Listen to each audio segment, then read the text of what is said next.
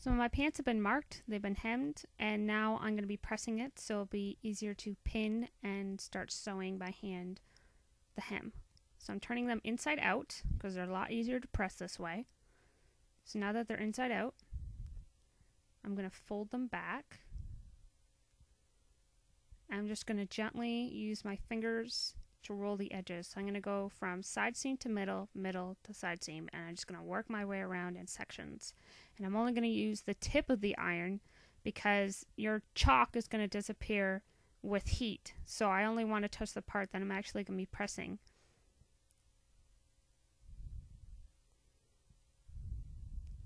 So I'm only doing the bottom part. So I'm putting my iron into the pant just at the end.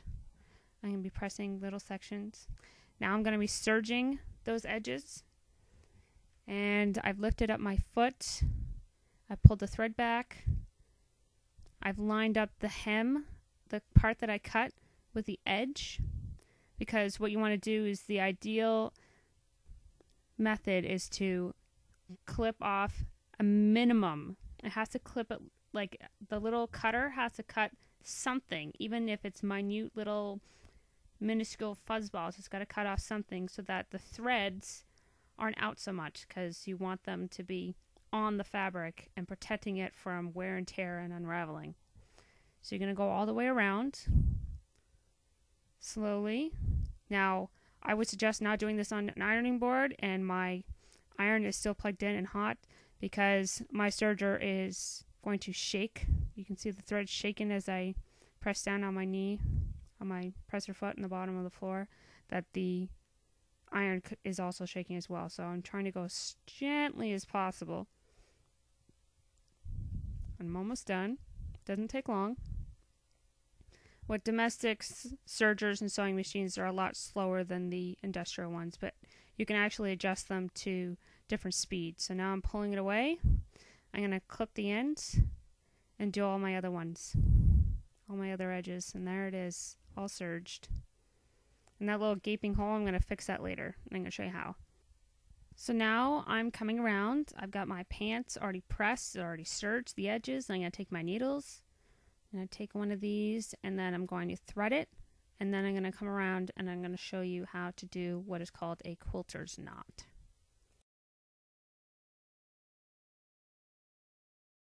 Now you're only going to be using a single thread, and you're not going to be multiplying it or making it extra thick, because you don't want more thread going through those tiny little holes, because they'll be more noticeable, and so one single strand will therefore be more invisible. So you just outstretch your arms, and that's how long you need it, and you're going to have it slightly doubled.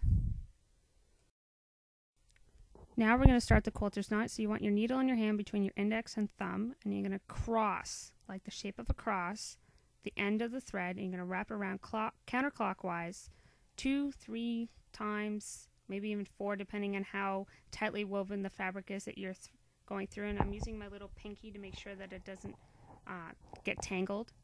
And there it is. That's how easy it is to make a knot.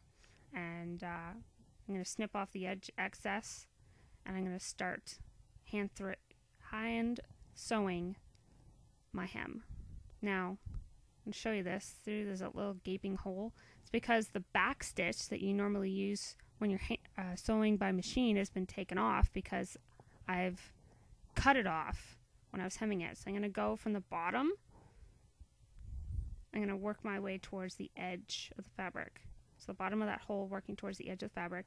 And I'm going to squeeze them between my fingers and just go from back to front. So away from me to towards me, and just go round and round until that's all threaded or all sewn. And now I'm going to put that pin back in place. And I'm going to pick up where I left off. I'm going to start by, because the thread hasn't been, it's still connected to where I patched up the little hole. I'm going to start by tacking it to the seam allowance. Just a little bit. I'm only going through the seam allowance. You're not going to be able to see it on the outside. Pull that through. Now I'm going to go through the hem allowance, so the edge where I cut. Now I'm going to pull it forward so you guys can see. I'm going to use my thumb and I'm going to roll back that fabric. And I want to take a small, minuscule, it's like taking a couple threads worth of that fabric. I'm going to show you what it looks like on the outside so you can barely see it. And you can't see it on the outside. It's like the smallest little pucker. And that's how invisible it's going to be. So when your thread's matching, you're not even going to notice it because it looks like it's part of the weave of the fabric. So once you've taken that itty bitty little strands of the fabric, you're going to go back and take some of the edge of your hem where you cut and you serged, and then you're going to keep repeating. Take strands from the outside,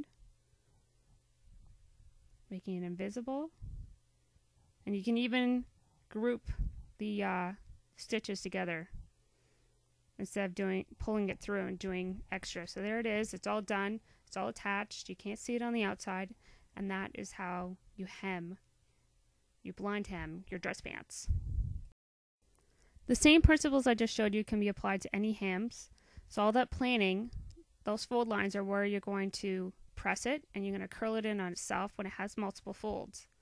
So then you're going to edge stitch on the inside and then check it on the outside to make sure it's straight and there's no puckers. So now I'm going to show you and fold it so that you see how it should look. Even though I'm using paper, I'm going to fold along the hem, fold again along that second fold line, I'm going to curl it in.